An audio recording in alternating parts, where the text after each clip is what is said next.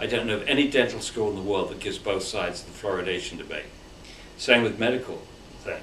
And the doctors there are told that fluoridation is perfectly safe, which means that they're not looking out for symptoms which could easily be cured by telling the person, stop drinking the fluoridated water. I mean, there's about 1% of the population which we believe have symptoms like irritable bowel syndrome, gastric pain, pains in the joints, headaches, rashes, and so on. And because the doctors can't diagnose this, have no idea that this is related to fluoride, they then get a treatment, tablets and ointments and everything else. Nothing works until this unfortunate person finally stumbles on someone who says to them, "Is your water fluoridated?" They say, "I don't know." Then they check, yes it is. Then they avoid the water, and all of a sudden these symptoms clear up. It doesn't take you long to realize that A, this practice should never have started, and even if it did start, it should have stopped pretty quickly when they found out, for example, that it was topical. It works topically, not systemically, so why swallow it? Obviously it's a bad medical practice because once you put the medicine in the water, you can't control the dose. You control the concentration, but not the dose. You can't control who gets it. It goes to everybody. Ask any pharmacist. Ask, is there any drug in the world that you can give to everybody? No, can't do it.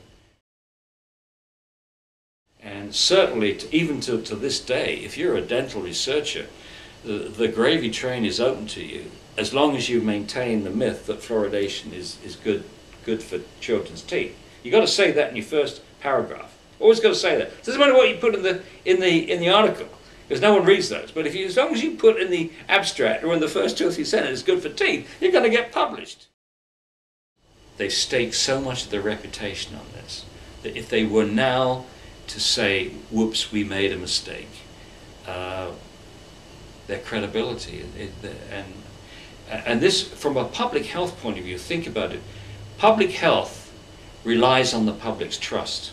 You can't have a public health policy and not have the public's trust. You can't advocate a public health policy without being absolutely confident. Because if you say to the public, well, this might have side effects, or it might cause problems, there is some evidence that it might cause cancer or something, the public's going to back off. No, well, unless you can tell me it's 100% safe, we're not going to do it.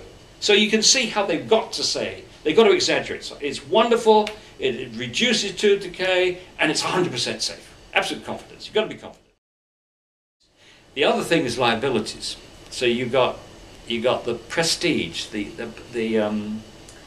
credibility of the public health people, and you've got dentistry, and you've also got the liabilities of, guess what? All those manufacturers who put fluoride in toothpaste, toothpicks, mouthwash. When fluoride falls, they could get a hit too.